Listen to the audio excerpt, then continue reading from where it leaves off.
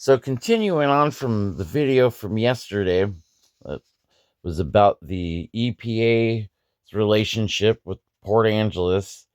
I was curious of what other economic impacts First National Bank and the Phillips had, and I found one here on Jim Phillips, the man of many titles. I have to admit, though, I bet you Grandpa was his favorite title. But this article came out in the Port Angeles Evening News, which is now the Peninsula Daily News, but it was July 25th, 1966. Near miss on big plant. Committee plans to try again. Even though the Port Angeles area has lost the proposed Northwest Aluminum Company plant to Anacortes, the local committee, which worked so hard on the project, isn't giving up hope about the future industrial possibilities. Formed in July 1964 as the Industrial Committee on the Chamber of Commerce, the group is made up of Chairman Jack King, Vice President of Blackball Transportation Incorporated, and Blackball Freight Service. Here in 2026, we know that in Port Angeles as the Coho Ferry. Charles Wilson, Executive Vice President of Port Angeles Savings and Loan Association and Mayor of Port Angeles. James E. Phillips, President of First National Bank of Port Angeles. Neil Tom, Manager of the Port of Port Angeles. And Don Herman, Port Angeles City Manager. The Pacific Northwest is in a period of great economic growth, King said.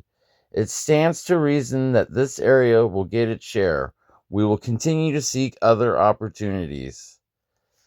Though the work the committee did in its attempt to bring the aluminum plant here, the members learned a great deal about the process of bringing new industries to a community.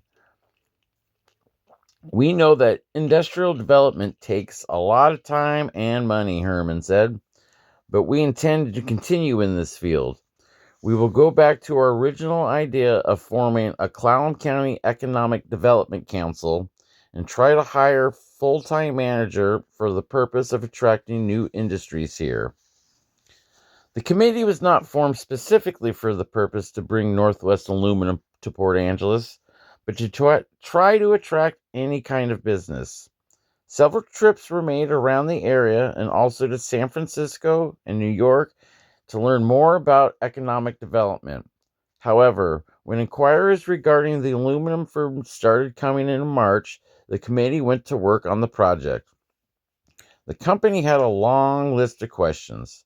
What about weather conditions, power, wind, soil, employment, tides, temperature, recreational facilities? The committee supplied answers.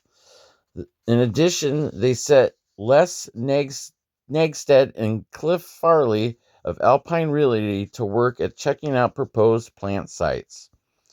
A total of 1,000 acres was needed for the 40 million plant, which would have initially employed 600 persons. The Agnew area was picked as the best location, and options were taken up by Negsted and Farley.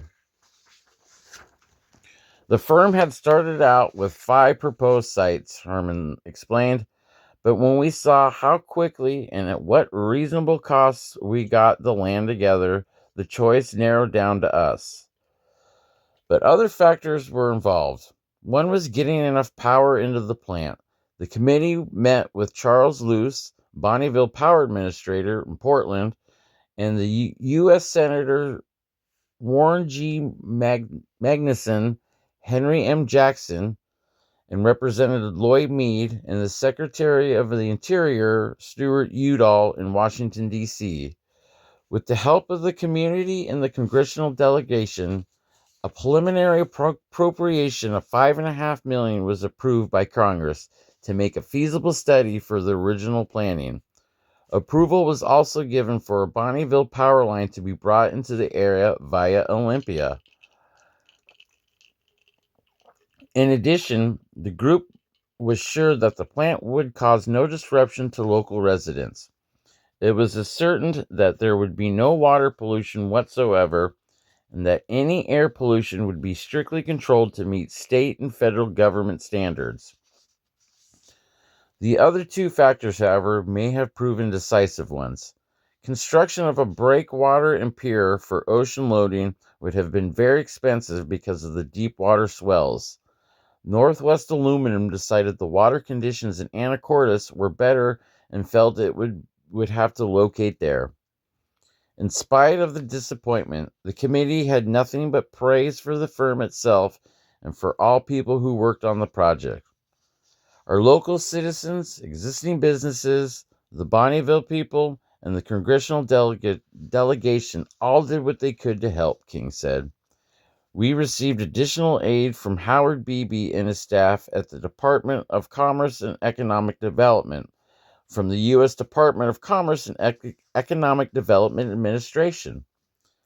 The EDA's regional representative, King said, and Al Cameron, former King County Commissioner, Special Assistant, who also worked on the project, was Webb Thomas. The committee is grateful to the entire community, King declared. We are grateful, too, for the restraint of the news media, which held back publicity which might have been harmful to the project. We only hope that we'll soon get the opportunity to try our hand at bringing other industries to the area. So,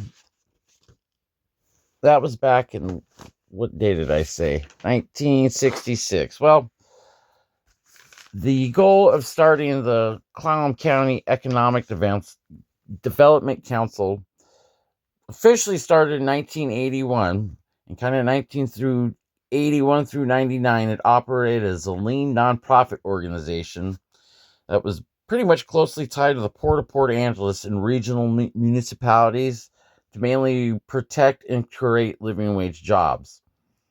But then in like 2000, it adopted an industrial cluster methodology, pretty much meaning that specialized teams of business leaders within similar local sectors, and they got together to collectively address workforce bottlenecks and supply chain infrastructure needs.